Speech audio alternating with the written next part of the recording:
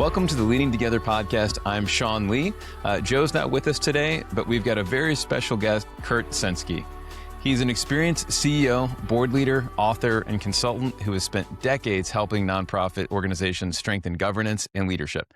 He's the founder and principal of CEO Board Services and the author of The CEO and the Board, The Art of Nonprofit Governance as a Competitive Advantage. And by the way, a little note here, if you're a first-time CEO of a nonprofit, you should definitely read this book. Highly recommend it. He's also served as a chair of the board of Thrivent Financial and Thrivent Charitable, and currently serves as the chair of Lutheran Hour Ministries. Having led from both the CEO and board chair seats, Kurt brings a unique perspective on what makes CEO-board relationships successful. Today, we're going to explore how nonprofit leaders can build stronger partnerships with their boards and create the conditions for effective governance. Kurt, welcome to the podcast. It's so good to see you. Hey, Shaun, it is great to be here. Thanks for having me. Well, I know as we've gotten to know each other, I don't know what it's been, feels like it's been a year or so that we've first met. I know you love to travel. I'd love to hear, do you have any fun travel coming up? So actually we do. I'll tell you a little bit of a story, but back when my daughter was 4.5 and she's now 30, right? I had a business trip to Rome, and it was one of those trips where the spouse really was expected to go, and it was good for me if she went. So we didn't know what to do with our 4-year-old, right? So we invited my parents to go with us to watch her during the times when Lori and I had to do our events. And we've had such a great time in terms of the intergenerational travel that we ended up doing this with my parents over and over and over again. Wow. And we're now duplicating that with my own daughter, who's now 30, and son-in-law and 2-year-old grandson. So this fall, we're actually renting a couple of Airbnbs in the mountains in New Hampshire and Vermont. And it's just going to be a great time to get to know, our grandson, Nolan, and Sydney and Cody. And it's just, to me, those are special moments in the family. I love that. Yeah, it's funny you mentioned the intergenerational travel, because I had this experience really for the first time about a year and a half ago with my parents, and we had a blast. We were in Europe and mainly in France, but a few different cities in France, and it was a great time. And I look forward to having 3 generations together to do that, which I'm sure we'll have soon. So, Yeah, absolutely. I highly recommend it. that's awesome, Kurt. Well, the first question I have for you is, I'd love to hear about what you think some of the biggest misconceptions are for nonprofit CEOs with regard to their relationship with their board. So, when they're maybe new and getting into it, what are some of the misconceptions you see about how the relationship should go with their board? Yeah, it's interesting, Shaun. I think there's probably several that come to mind, but I'm reminded, Peter Drucker, the famed management consultant. He had this great quote where he would say, there's one thing that all boards have in common: they do not function, right? John Carver, a nonprofit governance guru, he would talk about how boards tend to be an incompetent group of competent people.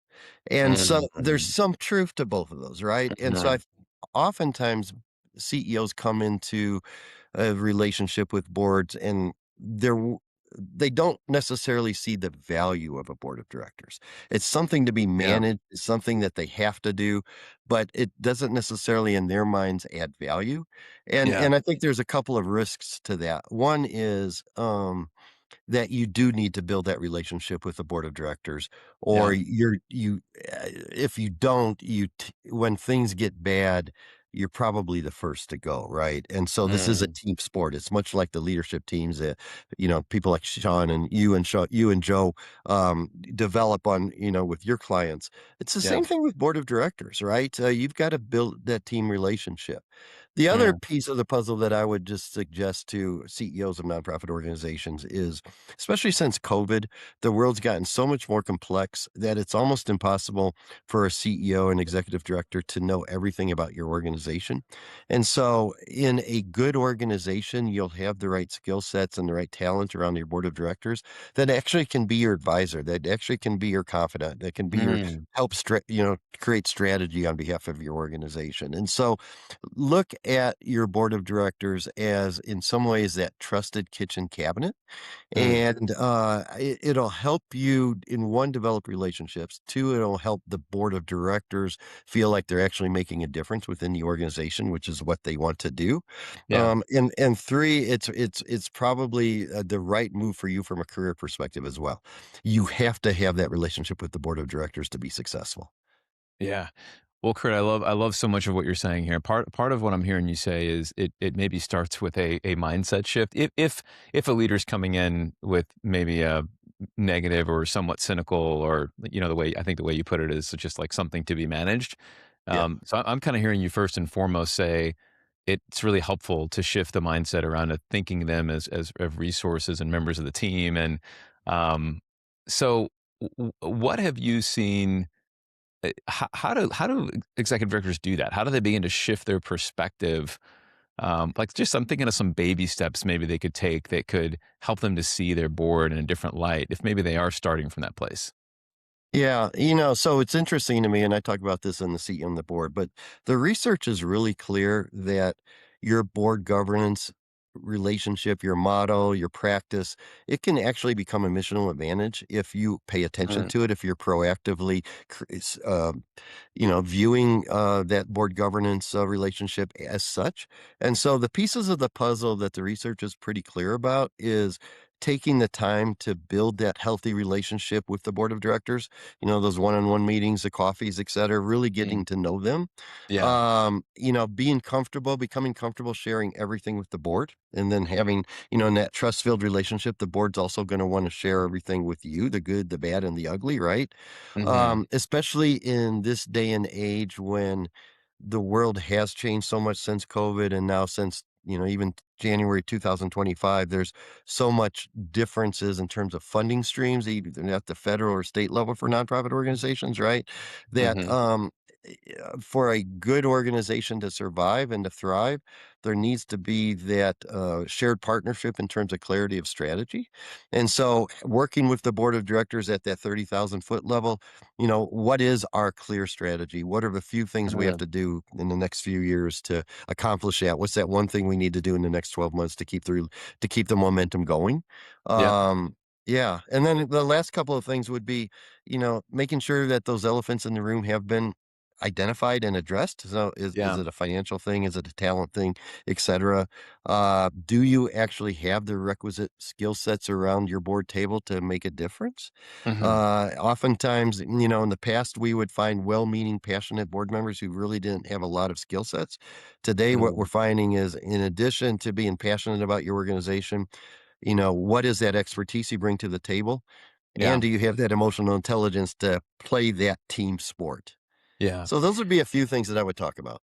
I love it. I mean, and I think, just the simplicity of saying, seek to build a relationship through coffee or breaking bread and getting to know each other. That certainly feels like an easy starting point. And I think, carrying the right mindset around believing the best and trying to explore what the potential is for that board member. That's really great.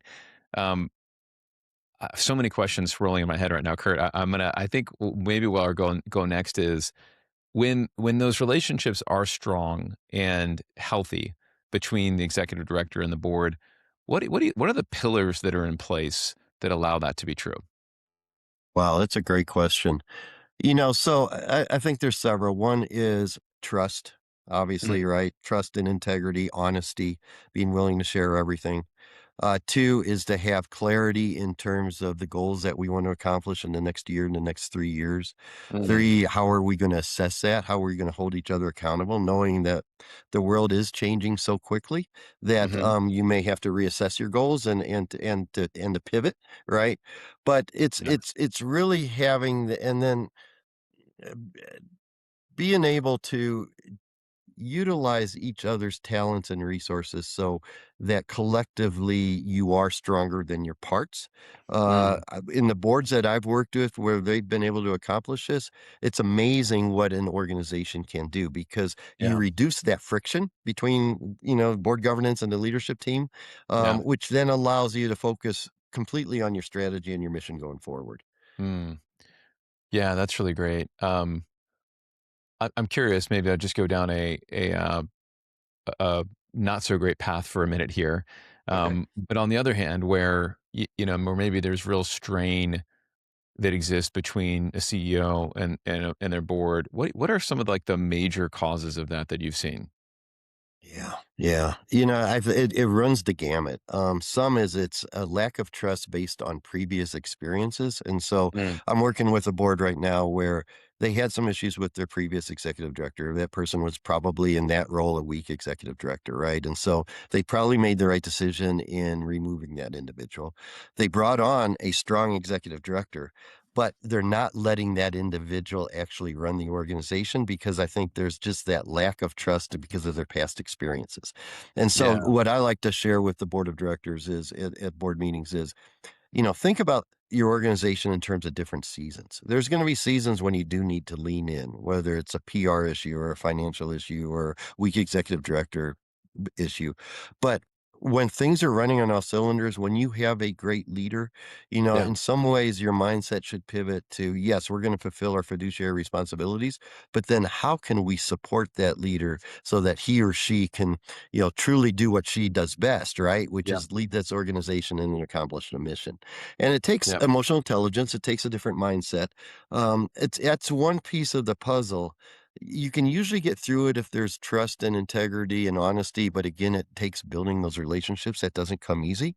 The other yeah. thing I'll share with some new executive directors is oftentimes you're not going to get everything you want that first year, but slowly but surely think strategically Mm, about what new board members you want to bring in.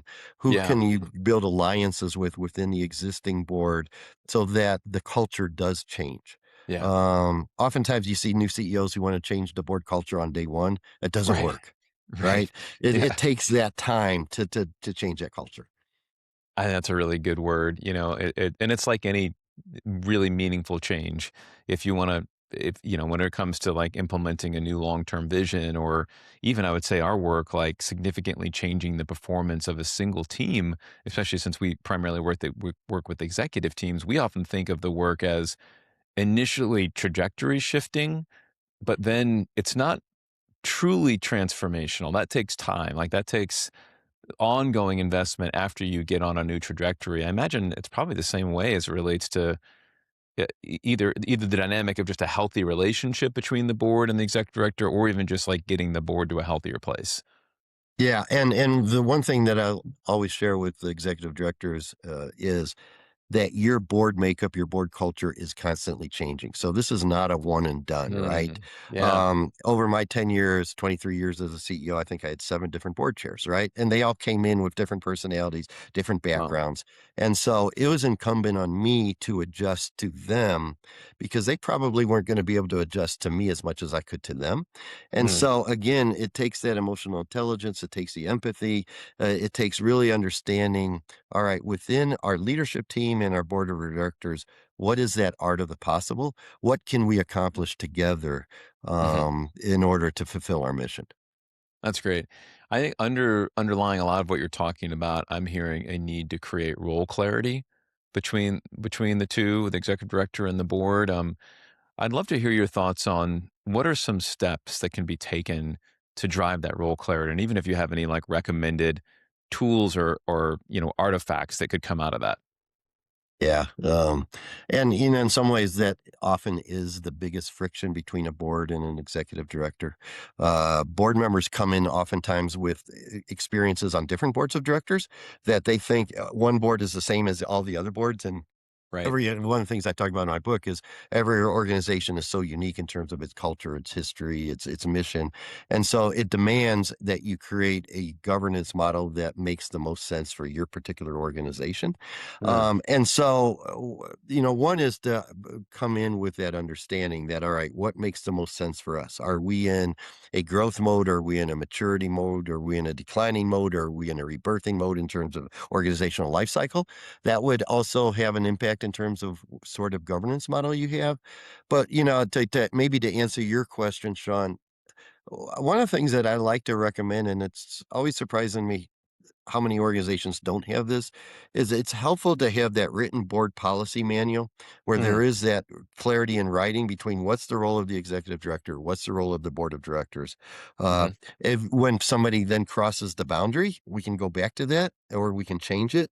Right. But also it helps maybe orient the new board members who maybe come in with different ideas, Hmm. uh, and to say, in this organization, this is how it works and this is why it works.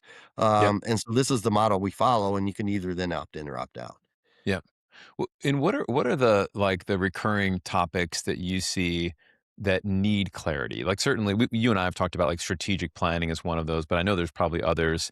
What topics are the ones that maybe one side looks at the other thinking with a little bit befuddled because there's a miss on what they thought the expectations are. What did you encounter in that regard? Yeah, yeah. And, so I'll give the board members credit on this. They come to serve on boards of directors because they want to make a difference, right? Yeah. So this isn't a criticism to them. They want Yep. to be involved. And so the question becomes, how do you best utilize their skill sets? And so, some of the times where I see a miss would be that they would like to be involved, for example, in maybe the hiring and firing of members of the leadership team, or what compensation we should pay, as an executive director to other members of the leadership team, or what should our policy be with respect to hybrid work relationships, because everybody has Mm. in this day and age a different idea of how that should or shouldn't work, right? Yep. And under a true policy-based governance model, if that's the model that a nonprofit might follow, that really is up to the executive director. And so Hmm. and so what I would tell the executive director then is, yeah, let's have clarity with that. Let's get a board chair who can help you continue with that clarity. But then let's also figure out a way to utilize the board skill sets. So one of the things that I recommend Mm. is having the boards over a course of a year, 50% of the time during your board meetings, look ahead. So look into the future. So that could be strategic planning, creating, you guys do a great job of creating a compass model within the boards and leadership teams, right? It could be understanding the changes in the external environment. The world's changing so fast. Hmm. What do we need to do to continue to educate Yeah. the board so that they can be good partners? Yeah. And my sense is if you continue to involve them with the future, they're less likely to get involved in the day-to-day stuff. Hmm. Wow.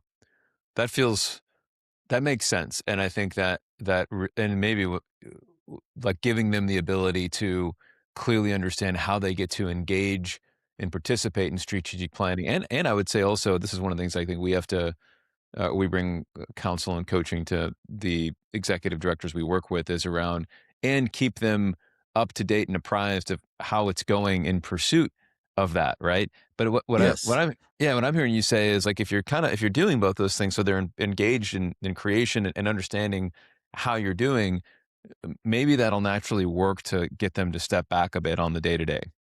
Yeah, I like that a lot. In fact, so I'm currently coaching, I think, 4 fairly new executive directors, actually. And one of the things that a best practice that I have found to work in so many different situations is that the executive director find the time to every quarter have at least a half hour conversation with each board member. Mm, One, it gets to know each other, right?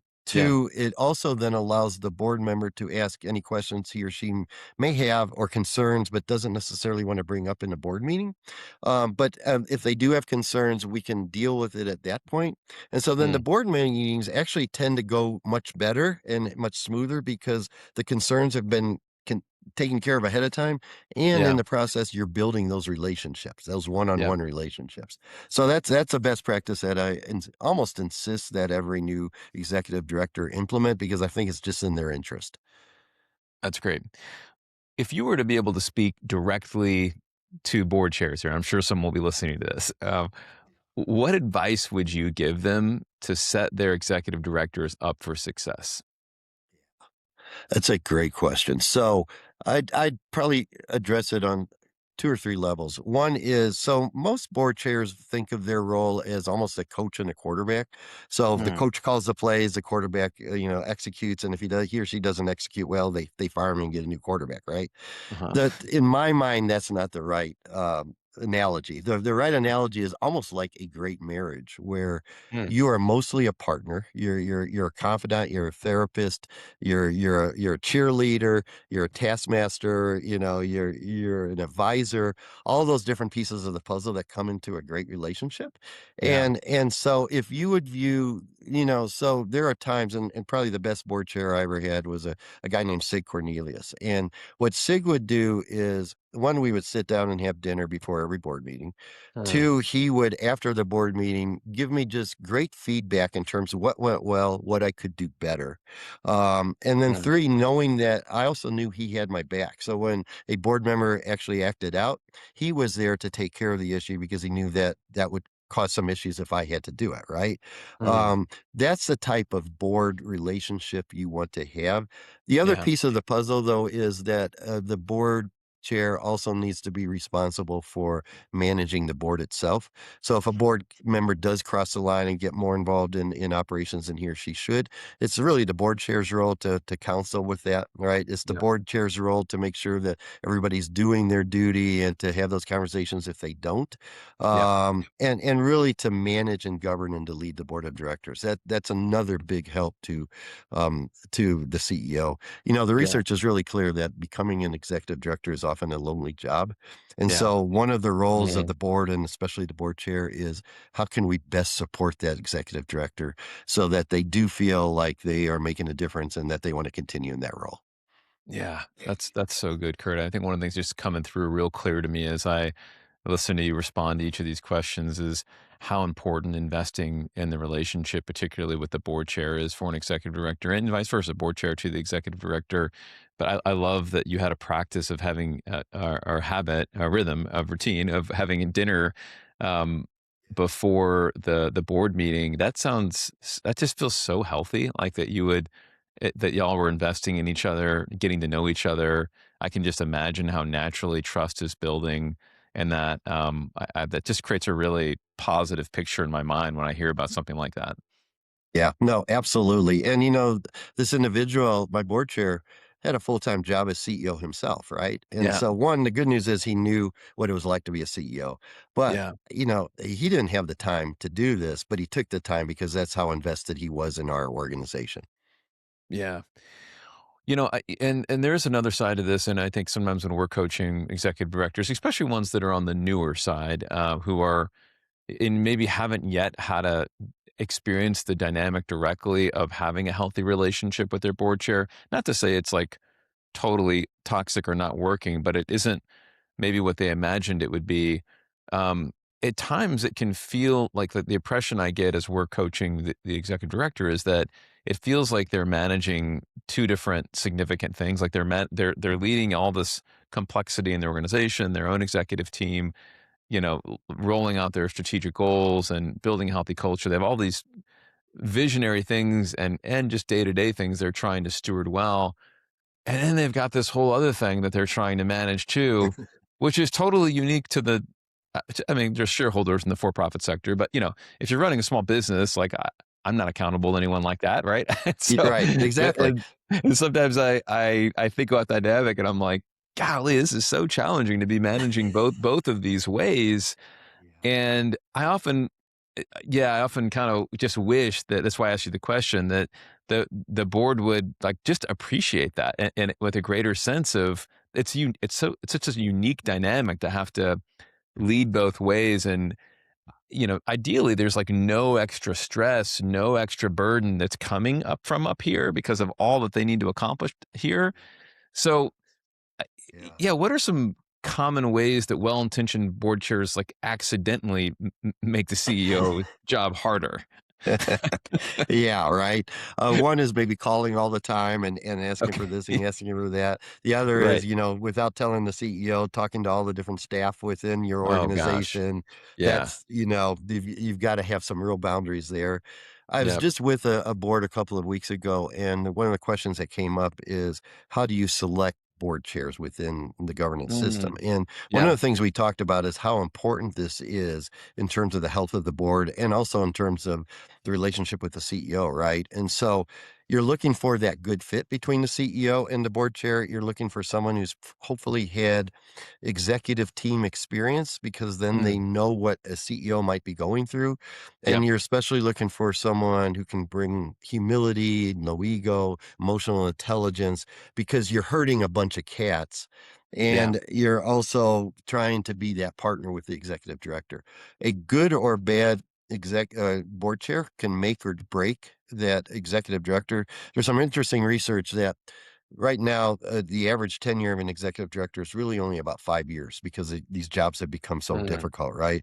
And the three reasons that they tend to leave the most, what they cite, is a bad board relationship, two, lack of fundraising skills, and three, financial challenges. wow. Um, but the lack of that board relationship comes in that top three. Wow.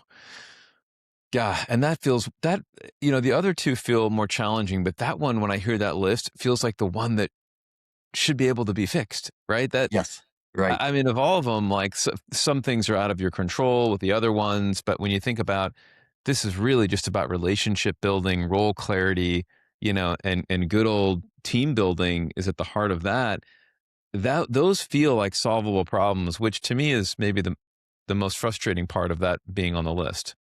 Yes, and one of the, I guess, suggestions or that I would provide to executive directors is one, it's going to take time, right? You're not going to change this overnight, but think strategically over a 3-year time period about when board members are turned off. Who can you bring on that can actually make that relationship, that culture better?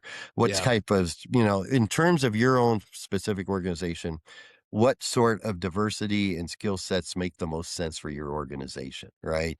And so who can you come in to actually bring your partner? And you're not bringing on friends and family, right? You're bringing on people who truly have that passion that can actually help you achieve that mission.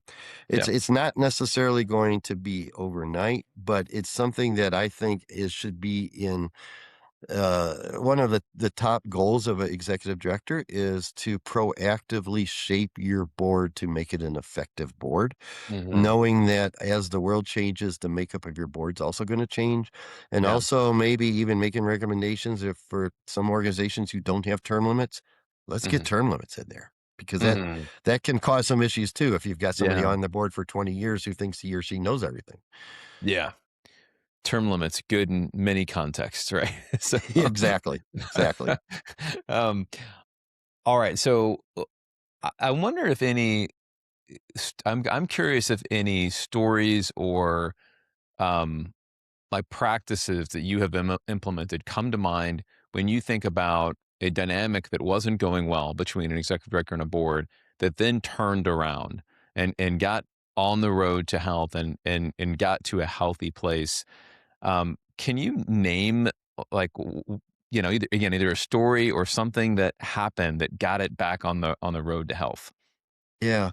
So one that immediately comes to mind is there was a younger female, brand new executive director who replaced a longtime older male executive director who was very Mm, successful, right? sure. Um, but because of, in some ways, the dynamic of this younger female coming in and replacing the older male, and also then there were changes in the external environment, so funding streams that they were used to for decades all of a sudden disappeared. So she Mm, inherited in some ways some real challenges, right? yeah. And the board initially in some ways tended to blame her, even though she had Mm, absolutely no control over this, right? yeah. And so the elephant in the room was, can we trust the new executive director? Even though there was no Yeah. reason not to, right? And so one of the things that I did is I came in and facilitated that conversation, both with her there as well as without her there. And in some ways naming that elephant and saying, this is what I'm perceiving. And so I Hmm. think we've got to at least be aware of this. And you've got to give her some time because there's nothing that I've seen as her coach that is telling me that she's doing anything wrong. She's just adapting to the changing environment, right? Yep. And she's got a culture, she's got to change the organizational culture. She's got to work with a brand new board of directors. And so the question becomes, how do we best support her while you're still fulfilling your fiduciary responsibilities, but you're not getting into the nitty gritty? And how do we measure her success so that we know whether or not she's successful or not? And to the board's credit, they actually took that counsel to heart, Hmm. and there's a much better relationship between the new executive director and the board today than there was 2 years ago. Okay, that's amazing. You mentioned something there, Kurt, that I meant to ask you about here today. I actually didn't have it in my notes, but you just jogged my memory, so I'm grateful for Mm. that. Which is, you mentioned like the ED's performance. How should boards think about um, like annual performance? I don't even know if that's the right assumption, but like e- evaluating the performance of the executive director. Do you have any recommendations or guidance on how boards should go through that process? Yeah, and first of all, I think CEOs, executive directors, they crave this annual performance. They really want to Mm, hear from the board what they're doing right, what they're doing wrong, right? yeah, And many boards of directors aren't good at this. yeah, And so and to me, it doesn't have to be all that complex. But and there's board source and there's all sorts of different forms you can use, right? yeah. But what I like the best is, okay, so maybe you ask a few questions from 1 to 5 and you get some input on that, right? And some value. But what I like are the open-ended questions. What has Mm, she done well this year? What could she be improved in? What do we need to think about in terms of to bring the organization forward in the next year, in the next 3 years? Just some open-ended questions that allow board members to really reflect on the role of the executive director. What I mhm, have seen not work well, and some boards tend to do this, is to have leadership teams do 360s of the executive director and then share it with the board of directors. What I yeah, found, and this has happened to me as well, is the ones that you're holding accountable who may not be able to make it in their role are the ones that are going to score you the lowest. And it's the yeah, high achievers that will score you the highest. And so you're really not right, learning anything, right? right, Um, but I actually do think there's huge value, and then either it's the governance or personnel committee to have that one-on-one conversation, just to have that clarity, mhm, and to allow then also the executive director to maybe write a two-page memo in terms of what he or she thought went well that year, and yeah, what she thought could be improved going forward, right? yeah, And that yeah, it allows those open-ended questions allows us to have maybe a trust-filled free conversation. yeah. That's great. I think hearing you say this just reminds me that I think the principles that are in play with any manager who's responsible for leading people and running some type of annual performance evaluation that many times is connected to their compensation, right? Part of that, one of the mantras that we offer to our clients is we just say small and often over big and rare. Meaning if the only time someone really knows how they're doing is in that one annual performance conversation annually, and it's tied to their compensation, there's a high likelihood that there's going to be a surprise in there somewhere, right? Yeah. And then at that point, it's like it's too late. It's like, well, wait a minute, I'm like my comp is being determined based on this thing that I'm hearing about for the first time. And that just feels very unfair, right? Yeah, it just makes me think that while they're not going to have like the type of one-on-one cadence you might have with an employee from a manager to employee, they're probably still an opportunity to at least do like a quarterly check-in on performance, right? Yeah. No, I like that, and one of the things I liked about the board chair I mentioned previously is he would in some ways give me that informal feedback on a quarterly basis, right? Yeah. And this is how you can improve going forward. This is great. And also you could use executive sessions for that as well, to just have that Mm, one-on-one conversation with the executive director. And I think there's value to that as well. Your story, Shaun, reminded me in a very long ago past life. I had a boss once who would write down every bad thing that the people that reported to him did, and he kept it in his drawer. And once a year, he would pull out that piece of paper and tell mhm. you every bad thing that you did. Oh It my was the god. craziest thing. I've been in performance evaluations like early in my career that felt like that, that were like, and I was probably a rebellious pain in the butt, when I mean, I know I was when I was early in my career. I still am to some regard, but, but yeah, it would feel like that where you'd sit down and you'd just be like, you'd have no idea what was going to come out. I had one manager in particular that was like, gave me like one moment from like 8 months ago. And I was like, what? Like, this is like, you never said anything about it, but like, man, you filed this, your person literally filed it away. This person just filed it in their mind, right? And it was like, ooh, but annual performance time, I'm going to bring that one out. Yeah, that's just tough, right? It's a tough dynamic that doesn't feel, It doesn't work. it doesn't work, It right? You're doesn't just work. gonna, Yeah. there's gonna be, you've talked so much about trust, like that's not gonna build trust in the relationship. So, Yeah, exactly. Exactly. That's funny. well, Kurt, one question we ask everyone that comes on the pod is to reflect on the best teammate you ever had. You don't have to, you can name this person if you want. You don't have to name them. Okay. But when you think about that person, what made them come to mind when you thought about who the best teammate that you've worked with is? All right. So, Sean, I'm going to adapt this a little bit because I know you guys are so good with leadership teams and I focus a little bit more on the board. But as I think about a leadership team, so my first job as CEO, I was completely unprepared. I didn't know the program side. I didn't do fundraising. I had never run a complex organization. And so there are three people on that leadership team, especially a guy named Jack and a person named Sam and David, who really took me under their wings and taught me everything they could about their particular aspect of the organization. So the chief operating officer, the head of fundraising, the head of HR, the people person, Mhm. they decided that they were going to make me into a good CEO. And I'll never forget that because of their willingness to educate and teach me and to help me become part of their team. Wow. I learned how to be a CEO. Mm, And so, and so I think you can learn as CEO, you can learn as much from your leadership team as leadership teams can learn from you, right? yeah. Um, so that was great. The other person that comes to mind, and I want to name her just because she's so impactful for me. There's a woman named Mandy Twong, and Mandy is currently the CEO of Thrive and Charitable. And I was chair of the board when we hired her as CEO, and then became her chair for 6 years. And uh, she replaced the longtime, in fact, the founder who'd been there 20 years, and he had done an outstanding job, right? But we were in the need of reinventing ourselves to become even more impactful. And then 4 months after she got hired, COVID hit, right? And Mm, so we were all of a sudden having conversations. What happens if we lose 40% of our funding, if the stock market goes down and we don't get our investment fees, et cetera, right? So what was really impactful and special to me is that Mandy and I both took the time to build that relationship with each other. I would do my role as board chair. She would do her role as an outstanding CEO. And we, at some points during COVID, we would talk virtually every day.